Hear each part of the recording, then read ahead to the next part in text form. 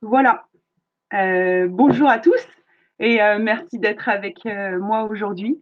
J'espère que vous allez aimer ma présentation. En tout cas, moi, je suis vraiment très contente de participer à cet événement. Tout d'abord, ben, c'est ça, vous avez dû voir, l'enregistrement a commencé. Donc, la séance va être enregistrée par l'événement afin de pouvoir vous laisser le temps de revenir voir la séance si jamais vous n'avez pas pu la voir en entier ou si jamais vous n'avez pas pu vous connecter à 10 heures aujourd'hui. Je vais commencer par me présenter là. Moi, c'est ça, je m'appelle Laure, je suis en ce moment en post-doctorat, mais j'ai fait le début de mes études en France. Donc, après mon bac en sciences de la vie, spécialité, j'ai fait une licence en sciences biologiques. Après ça, j'ai fait une maîtrise en biologie animale et végétale. J'étais pas totalement contente de ma maîtrise, fait que j'en ai fait une deuxième. Donc, c'est juste pour vous montrer que le parcours est pas forcément linéaire pour tous les chercheurs. J'ai fait une deuxième maîtrise cette fois en éthologie. Donc l'éthologie, c'est les sciences du comportement. Après ma maîtrise, j'ai décidé que j'avais besoin d'une pause des examens et j'ai fait des petits stages et des petits métiers à droite à gauche pour essayer de trouver qu'est-ce que j'aime, qu'est-ce que j'aimais pas, pour essayer d'avancer dans la bonne direction parce que j'étais pas totalement sûre de ce que je voulais faire, à part que je voulais travailler en comportement animal, mais le domaine est vraiment vaste. Donc, je vous ai mis quelques exemples ici, mais j'ai fait bergère, j'ai fait soigneur animalier, bon, pas avec des petits tigres, hein, moi j'étais plus avec des petits singes et des oiseaux, mais voilà, j'ai travaillé dans la restauration pour gagner un peu d'argent. J'ai refait des petits stages, des petits jobs en tant qu'assistant de recherche, ben là sur le requin pèlerin. Et j'ai fait aussi régulièrement maître nageur dans les piscines ou dans les plages pour gagner aussi de l'argent. Après ça, je me suis fait une belle idée de ce que je voulais faire. Donc, la recherche, quand j'ai fait différents stages de recherche, j'ai trouvé ça vraiment intéressant. Et je me suis envolée vers le Québec pour commencer un doctorat en écologie comportementale à Montréal. Et à la fin de ce doctorat, qui m'a pris 5 à 6 ans, j'ai fait un premier bébé, puis j'ai pris du temps pour faire professeur en sciences de la vie et de la terre dans un collège et lycée français. J'ai fait un deuxième petit bébé, et puis là, je me suis rendu compte que des enfants, j'en voyais beaucoup, et que ben, j'aimais ça la recherche aussi quand même, fait que je suis retournée dans la recherche, et c'est ce que je fais actuellement. Donc, je suis chercheuse postdoctorale en écologie comportementale et physiologie à l'université d'Aberdeen, donc en Écosse. Et je travaillais avec les oiseaux, vous allez le voir plus tard. Tout d'abord, l'écologie comportementale, qu'est-ce que c'est? Je ne sais pas si vous en avez déjà entendu parler, mais c'est l'étude du comportement animal en relation avec le milieu naturel. Donc, on essaye de comprendre quelles sont les causes d'un comportement que l'on observe et quelles sont les conséquences. Donc, quand il y a des variations, il y a des animaux qui font ceci, d'autres qui ne le font pas. Pourquoi ils le font, pourquoi ils ne le font pas, puis quelles sont les conséquences? Est-ce que ça leur rapporte quelque chose? Est-ce que ça leur coûte quelque chose? C'est ça l'écologie comportementale. Donc, pour vous illustrer ce domaine, j'ai un exemple ici, une question pour vous, puis vous allez pouvoir me répondre sur le chat. Je vais débarquer du PowerPoint pour voir vos réponses. Les manchots, donc qui vivent en Antarctique, ils ont, comme vous le savez, je pense que vous avez déjà vu des documentaires sur les manchots, ils ont tout un continent pour eux, et pourtant, comme on voit sur les documentaires, ils sont des milliers à vivre au même endroit. Ils doivent partager le peu de nourriture qu'il y a, ils doivent partager le peu d'espace qu'il y a pour élever leurs poussins, alors qu'ils ont tout un continent pour eux. Donc la question qu'on se pose typiquement en écologie comportementale, c'est pourquoi ils sont tous au même endroit? Pourquoi ils ne font pas juste prendre un territoire chacun au niveau de l'Antarctique, puis vivre leur vie chacun de leur côté? Donc j'ai débarqué maintenant du PowerPoint pour aller voir si vous avez des réponses, des réponses potentiellement à ça. Donc, vous pouvez aller sur le chat. J'attends de voir, je vais attendre quelques secondes, voir si vous répondez, puis sinon, je vais aller répondre de moi-même.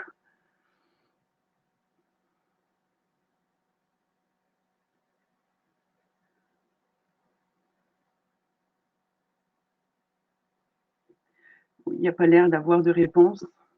Je vais probablement juste retourner. Ah. Que doit-on écrire dans le chat? Seulement si vous avez, est-ce que vous savez pourquoi les manchots vont tous au même endroit sur la banquise et pourquoi ils sont pas tous éparpillés plutôt alors qu'ils ont toute la place? Juste pour voir si vous savez ou pas.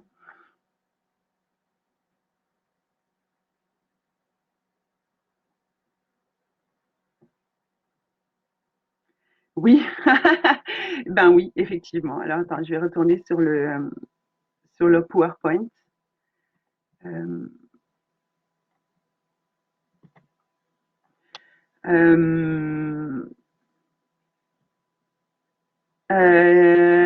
j'ai débarqué, j'espère que vous voyez encore l'écran. Si vous le voyez plus, est-ce que quelqu'un va pouvoir me le dire avec le son? Donc c'est ça. Effectivement, les manchots vont Écran, tous se regrouper effectivement. au même. Pardon? On ne voit plus l'écran, effectivement. Oh, ok, je sais pourquoi. Je reviens. Merci. Je vais repartager. J'arrête, je repartage. Ça va me prendre 2 secondes.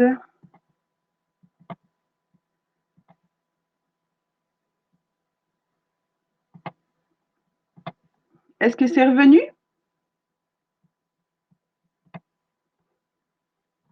Si,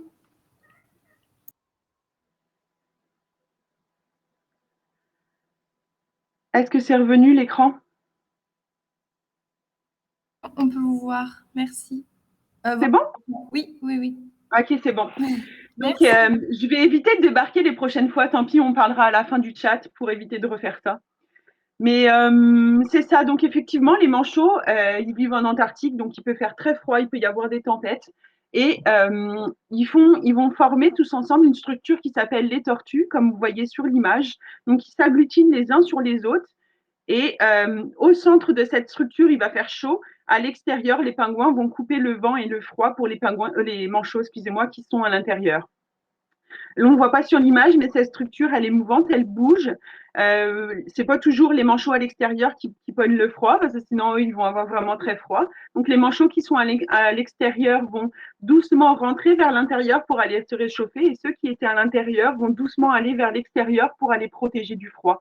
Et plus les structures sont grandes, ce qui explique qu'il y a des milliers de manchots entre eux, plus le temps au chaud va être long, parce qu'en fait, il va y avoir plus de pingouins pour faire le périmètre extérieur et protéger du froid, et la rotation va être plus lente. Plus rapide, pardon, excusez-moi. Donc, ils vont rester plus longtemps au chaud et aller moins souvent au froid. C'est pour ça qu'ils sont des milliers à vivre au même endroit. L'écologie comportementale, c'est un domaine qui est vraiment vaste. Et moi, je me suis spécialisée en cognition. Donc, la cognition, qu'est-ce que c'est? C'est l'étude de l'ensemble des processus mentaux donc, que l'on met en jeu pour nous donner des capacités telles que la perception, la mémoire, le langage, le raisonnement, la prise de décision, la résolution de problèmes et tout un tas de choses qui rentrent en jeu, qui nous donnent les facultés qu'on a de voir, de comprendre, de parler, de faire plein de choses. Depuis longtemps, on étudie la cognition chez les hommes, chez nous, chez les humains, parce que on a décrété qu'on était une espèce qui avait particulièrement, et c'est vrai, qui a particulièrement évolué des capacités cognitives plus importantes que chez les autres animaux non humains. Mais en fait, d'aller étudier la cognition chez les animaux va nous permettre de comprendre pourquoi nous, on a évolué des capacités particulières et comment ça a pu se passer avant qu'on en arrive au niveau qu'on en est aujourd'hui. Pour vous illustrer, parce que peut-être pour vous, c'est évident que les autres espèces animales peuvent montrer des capacités cognitives, mais c'est ça, quand j'ai fait professeur, j'ai remarqué que chez des enfants, des fois, ils étaient vraiment étonnés quand on leur disait qu'il y avait d'autres animaux que les humains et que les primates qui étaient capables de montrer de l'intelligence. Donc, j'ai mis quelques exemples ici. Donc, en règle générale, une démonstration que les gens sont comme définitivement conquis qu'il y a Laure? d'intelligence. Oui. Oui, excusez-moi de vous couper. Je pense que le PowerPoint, il a freeze parce que vous Ah, n'avez pas changé de slide. Donc, je ne sais pas si effectivement vous ah n'avez oui, j'ai pas. changé. Ouais. D'accord, donc essayez peut-être de quitter à nouveau. Oui, Voilà, maintenant ça fonctionne. Essayez de mettre en mode présentation. oui. Est-ce que c'est revenu? On voit toujours pas en mode présentation, mais c'est pas grave, on voit quand même le contenu des slides, donc si ça va pour vous, vous pouvez continuer. Maintenant, on voit, 3 vidéos qui vont venir, c'est ça? 2 Je vais le vidéos? mettre comme Ah ben, voilà, ouais. super, super, merci Mmh. beaucoup. Désolée de vous Mais si avoir ça se met coupé. pas en mode des présentations, il y a des animations qui vont pas, arriver. Je vais juste recommencer comme tout à l'heure et D'accord, oui. arrêter et redémarrer le partage d'écran sur la plateforme de Science is Wonderful, excusez-moi. J'arrête et je le remets. Oui, désolée. Ah non, c'est pas grave. Est-ce que c'est bon? C'est revenu? Non, merci. On a entendu? On a, oui, on voit bien, merci. Ok, c'est bon? Oui, Donc c'est ça, je vais vous illustrer un exemple qui est vraiment concret, ben, que tout le monde admet qu'il y a de l'intelligence chez une espèce animale, c'est de démontrer l'utilisation d'outils. Il faut savoir qu'il n'y a pas si longtemps que ça, on disait seulement qu'il n'y a que les humains qui étaient capables de démontrer une utilisation d'outils dans notre évolution à nous, et que c'était comme la preuve qu'il y avait qu'on était comme l'intelligence suprême. Et je veux juste vous montrer que, au final, il n'y a pas que les humains qui utilisent des outils. Je suis un oiseau de mauvais augure. Je ne fais pas dans la couleur. Je suis un véritable ingénieur. Je suis le corbeau calédonien. Cet oiseau endémique est entièrement noir, du bec au bout des pattes. Les plumes de sa gorge sont aussi fines que des cheveux. Mâles et femelles sont adeptes de ce look gothique. Difficile de les différencier. Savez-vous qu'il existe un point commun entre le corbeau et le chimpanzé? Ils sont capables de transformer des brindilles en bâtonnets pour dénicher les insectes au cœur des arbres. C'est un fabricant d'outils. Il est capable d'utiliser, de répertorier des outils, voire de les façonner. Il y a des familles qui savent utiliser, par exemple, la feuille du pandanus, et il y a d'autres familles qui, visiblement, ne l'utilisent jamais. Donc, je pense qu'il y a une part d'inné, mais il y a une bonne part d'acquis. Là, je vais stopper la vidéo, mais si jamais vous avez envie de la voir en entier, je vais pouvoir rendre disponible le PowerPoint à la fin. Si vous voulez m'écrire, je vous en reparlerai. Un autre exemple d'utilisation d'outils qui vient d'être filmé il n'y a pas si longtemps que ça, c'est chez le dauphin. Donc, il est capable, ben, vous allez le voir sur la vidéo, pour aller fouiller dans le fond de l'océan pour aller chercher des poissons et les manger. Il y a du corail dans le fond où il est, puis plutôt de se couper le rostre, donc le bout du nez, il va être capable d'utiliser un outil, donc de mettre quelque chose sur son rostre pour pouvoir le protéger. Et c'est assez exceptionnel parce que on y penserait, nous, de se protéger, mais c'est des capacités que des jeunes enfants n'auraient pas, par exemple, encore, et que des dauphins ont.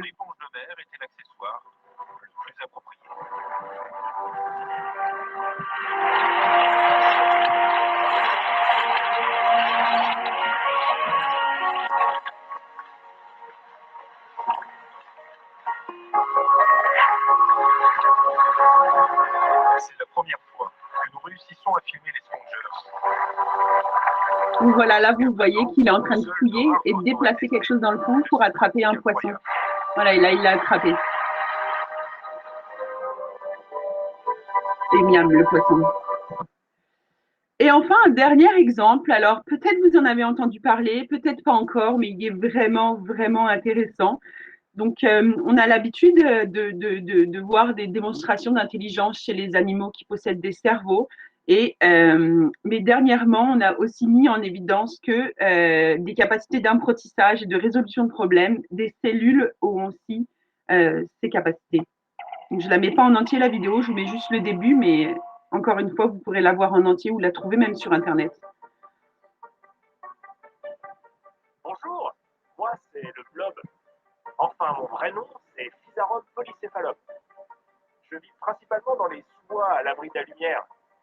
Je ne suis ni une plante un animal, ni même encore un champignon. Je suis un organisme unicellulaire, une cellule géante. Et je n'aime pas le sel. Enfin, ça, c'est ce que je croyais au début. Petite musique d'ambiance. L'école Audrey Dussutour m'étudie depuis plusieurs années à l'université de Toulouse. Elle veut savoir si je suis capable d'apprendre à aimer le sel, par exemple.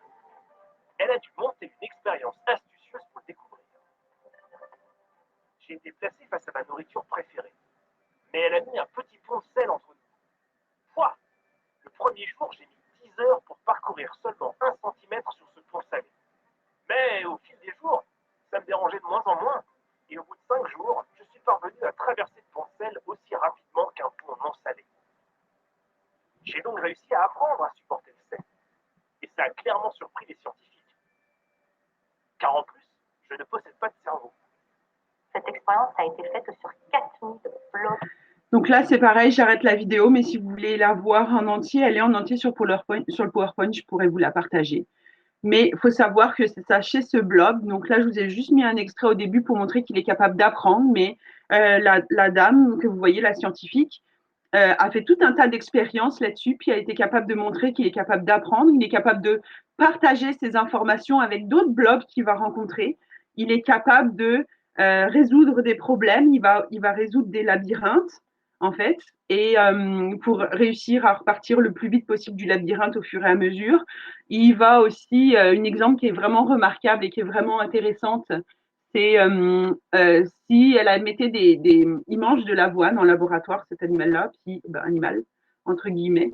Puis quand elle a placé un blob avec des bouts d'avoine sur les grandes villes au niveau du Japon et de Tokyo, le blob est capable d'aller au plus vite à sa nourriture. Et on a remarqué qu'en superposant sa forme avec la forme des cars du réseau de ferré de Tokyo, il est capable on voit qu'il a recréé exactement quasiment le trajet des trains qui vont plus vite d'une ville à l'autre. Et lui, pour aller plus vite d'un grain d'avoine à l'autre, c'est vraiment cool.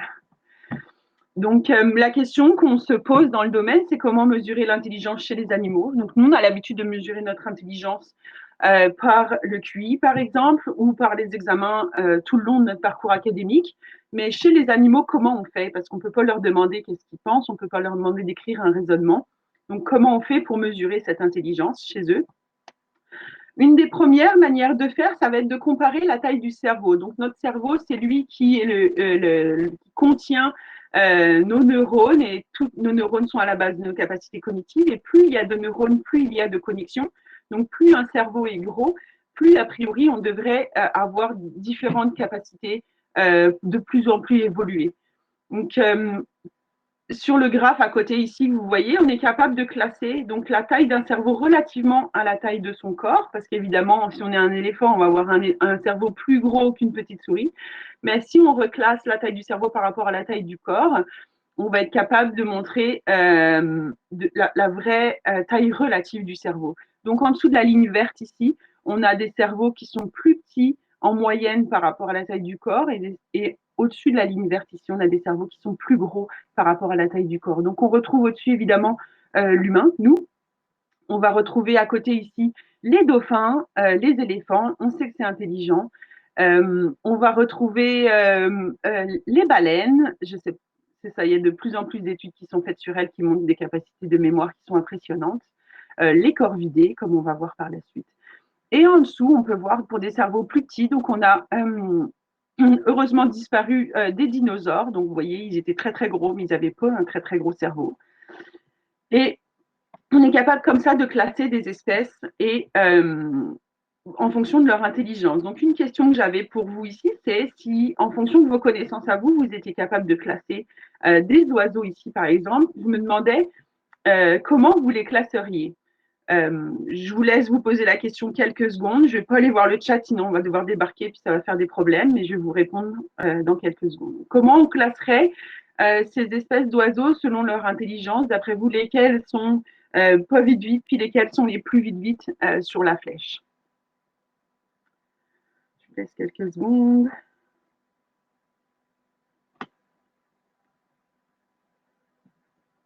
Donc, j'imagine que vous placeriez assez rapidement en bas, effectivement, les canards et les autruches. Ils ne sont pas réputés pour être vite, effectivement. Ce qui viendrait ensuite, ça serait le jet. Le jet est pas mal intelligent. Puis là, je pense, je ne sais pas si vous vous demandez, si vous vous souvenez ce qu'il y avait dans les photos, il y avait le pigeon. Est-ce que ça vous étonne peut-être de mettre le pigeon après le jet bleu? Le pigeon, ce qu'il ne faut pas oublier, c'est qu'il n'y a pas si longtemps que ça, il était connu pour ses capacités de mémoire et on l'utilisait pour envoyer des messages. Donc le pigeon, et notamment le pigeon voyageur, avait vraiment d'excellentes capacités au niveau de la mémoire. Et il y a même des travaux sur lui aujourd'hui qui montrent que même si on ne l'utilise plus pour les voyages, pour transmettre des messages, ils ont encore une très bonne capacité de mémoire. Et il y a une étude rigolote notamment qui a montré qu'ils ont une bonne mémoire faciale, donc de la face des gens. Ils sont capables de vous repérer si vous avez l'habitude de leur donner du pain, vous ne devriez pas d'ailleurs donner du pain aux oiseaux, mais de l'habitude de leur donner de la nourriture. Dans les parcs, ils reconnaissent les gens, ils vont aller plus vite à la personne qui leur donne de la nourriture. Ils sont capables aussi de reconnaître ceux qui leur ont fait potentiellement du mal, donc qui ont l'air de les avoir chassés ou de leur avoir donné comme des faux coups de pied pour les faire s'envoler. Ils s'en souviennent et ils vont aller moins vers vous que vers les autres. C'est vraiment intéressant. Ensuite, on a les corvidés, donc comme je vous ai montré tantôt, donc ils sont capables d'utiliser des outils qui sont vraiment, vraiment, vraiment intelligents. Et si vous vous souvenez bien, il y avait une photo de perroquets aussi. Et les perroquets, où c'est qu'on les placerait? Donc, les perroquets, ils sont difficiles à placer sur une échelle d'intelligence parce que ça dépend des espèces. Il y a des espèces qui vont être très, très intelligentes, comme le gris du Gabon ici, qui est capable même d'apprendre à parler. Et il y a des espèces qui sont beaucoup moins intelligentes qui sont classées en bas de l'échelle. Donc, ça, c'était juste un petit exemple pour vous montrer. Une deuxième manière de mesurer l'intelligence chez les animaux, donc au lieu d'attendre de voir qu'est-ce qu'ils sont capables de faire, on peut créer le comportement intelligent et mesurer. Donc, par exemple, si je veux étudier les capacités cognitives dans une population du même oiseau, chez la maison charbonnière, puis c'est mon sujet, je travaille sur ces oiseaux, qu'est-ce qu'on va être capable de faire? Eh bien, on va leur soumettre des problèmes et on va regarder à quelle vitesse ils sont capables de les résoudre et comment de les résoudre. Est-ce qu'ils font des erreurs? Est-ce qu'ils vont essayer de chercher d'autres solutions, etc. J'ai des exemples pour vous de tests de résolution de problèmes, donc c'est comme ça qu'on appelle ça. C'est en anglais, c'est pour ça que j'ai diminué un peu le son. Là, par exemple, c'est l'exemple d'un monsieur, donc c'est un chercheur quand même, mais dans son jardin, il avait des corbeaux, puis il leur a designé, excuse-moi, c'est le mot en anglais, il leur a construit une tâche. Donc, ça marche sur le principe des vases communicants. Donc, il met de l'eau dedans. Les deux tubes sont reliés par en dessous et il va mettre dans un petit panier qui flotte de la nourriture, donc de la viande pour les corbeaux. Ils mangent de la viande crue. Le pack de nourriture est disponible trop bas dans le tuyau et les corbeaux ne vont pas être capables d'aller le chercher juste avec leur bec. Mais en mettant du poids dans l'eau de l'autre bord, ça va faire monter le niveau d'eau de l'autre côté également. Donc remonter le panier et ils vont être capables d'accéder à de la nourriture. Il a caché ces espèces de roches dans son jardin, un peu partout, mais les oiseaux étaient familiers avec ces des Kinder surprise. Là, il a mis du sable dedans. Donc, il a caché ces petites boîtes de poids dans son jardin. Puis là, il a regardé juste si les corbeaux étaient capables d'aller chercher des choses qui pèsent, donc comme des rochers pour eux, mais là de la bonne dimension parce qu'il fallait que ça rentre dans le tuyau. Et voilà, donc il a été capable de montrer que les corbeaux allaient chercher ces poids pour aller les mettre dans le tuyau pour aller faire monter le niveau d'eau. Donc c'est quand même quelque chose qui est assez surprenant pour des oiseaux. C'est quelque chose que nous, adultes, on serait peut-être capable de faire, mais que si vous proposez ce test à des enfants jeunes, ils ne sont pas capables de penser à ça. Donc c'est quand même pour montrer que des oiseaux ont des niveaux cognitifs plus importants que des jeunes enfants chez les humains. Je ne vous le mets pas en entier, mais ils y arrivent finalement. Ils coopèrent même quand c'est une espèce sociale. Ils vont chacun chercher un rocher pour aller faire monter le niveau d'eau. Un deuxième exemple ici qui ressemble plus au genre de tâche que moi je vais utiliser pour aller tester mes oiseaux. Donc on va toujours utiliser de la nourriture pour les appâter, les approcher. Et là, par exemple, il va falloir appuyer sur un levier pour que la nourriture tombe au niveau du distributeur. Ou le prochain exemple ici, par exemple, il va falloir tirer sur une baguette pour pouvoir rapprocher la nourriture qui sinon est pas attrapable tirer, pousser. On va souvent faire ça, tirer quelque chose, pousser quelque chose. Ça va être soulever un couvercle ou déchirer quelque chose pour pouvoir avoir accès à de la nourriture.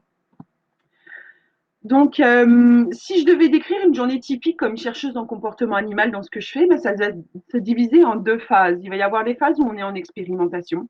Moi, je travaille sur le terrain directement, mais il peut y avoir aussi des expérimentations en laboratoire, avec des animaux en laboratoire. Le type de tâche que j'utilise ici, ça va être, vous voyez, c'est un nichoir en bois et les oiseaux sont en train de se reproduire.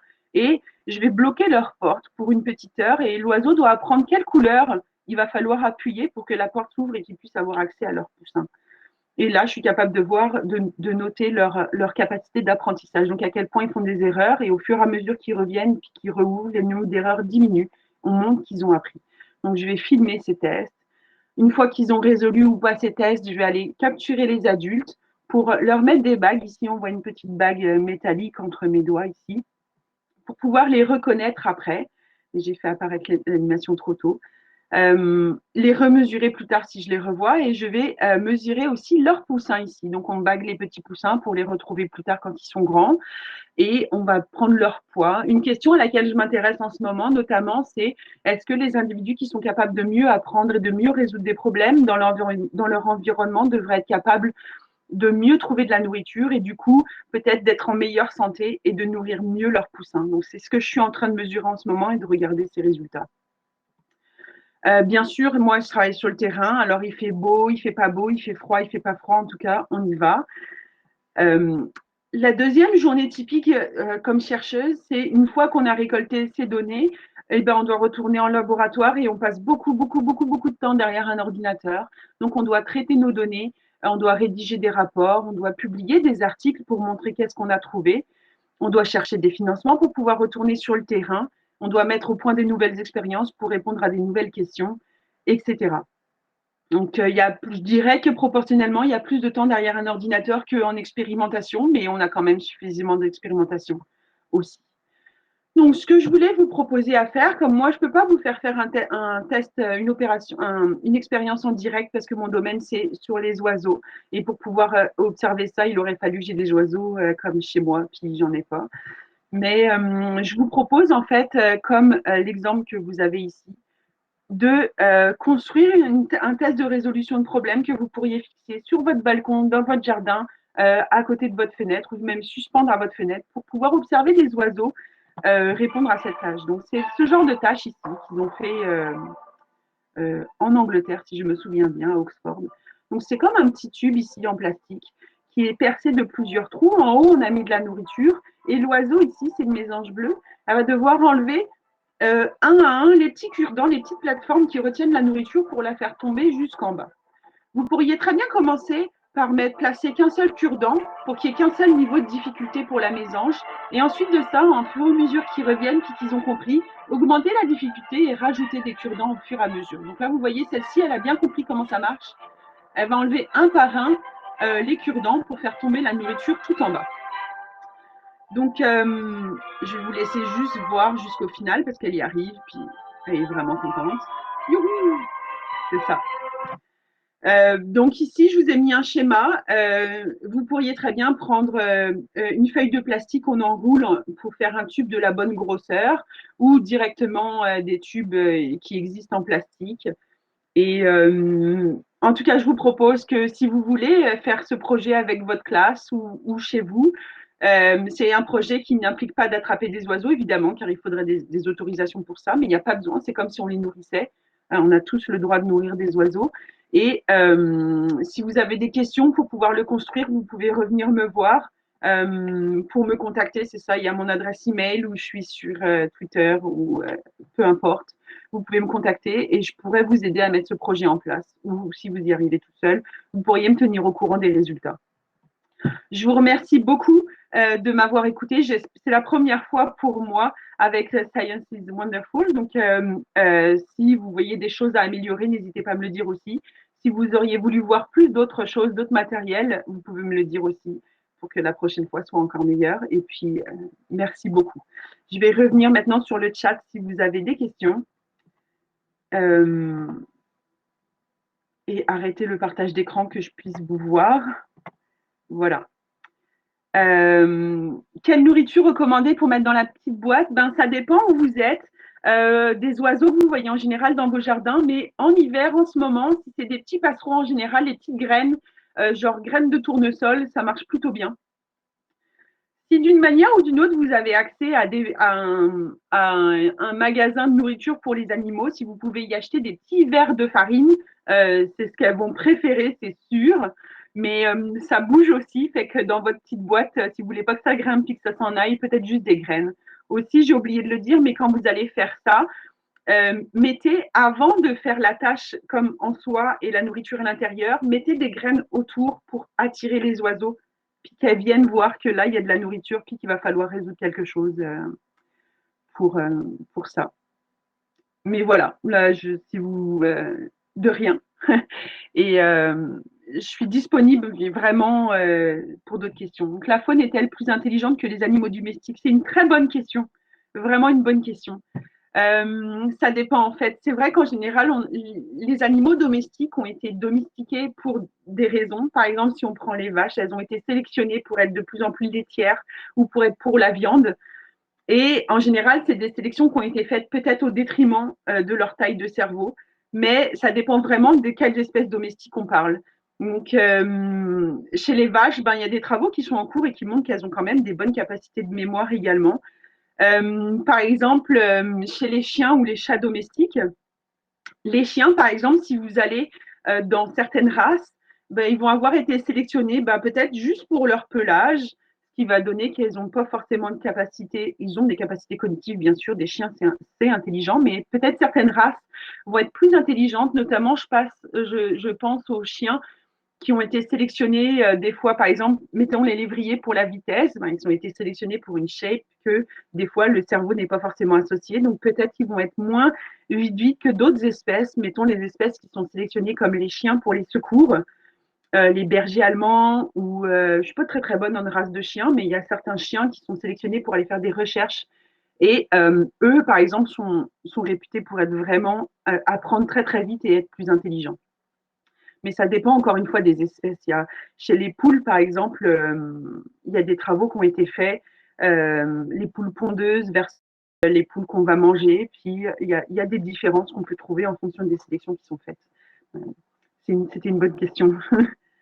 Mais chez la faune en général, ça dépend encore une fois de où vous regardez. Dans un endroit tempéré, parce que la sélection pour le cerveau et la taille du cerveau est coûteuse, parce que le cerveau, c'est un organe qui est très demandant en énergie.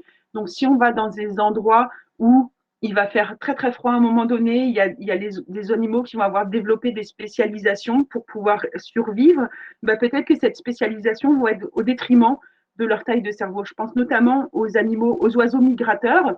Pour pouvoir migrer sur de très, très longues distances, il faut être léger, il faut dépenser pas beaucoup d'énergie. Pour pas beaucoup dépenser d'énergie et être léger, il faut pas avoir un gros cerveau. Donc, c'est ça.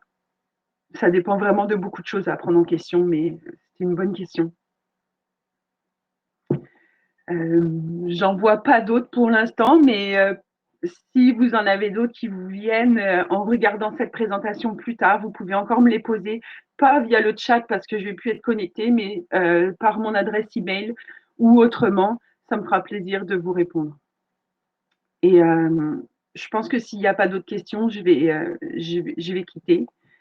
Donc, je vous remercie de m'avoir écouté. J'espère que ça vous a plu. Et encore une fois, si vous avez des questions ou s'il y a des choses que vous auriez voulu que je vous présente, que je n'ai pas fait, n'hésitez pas à me le dire pour que je m'améliore aussi ou alors que je vous réponde à vos questions. Merci beaucoup.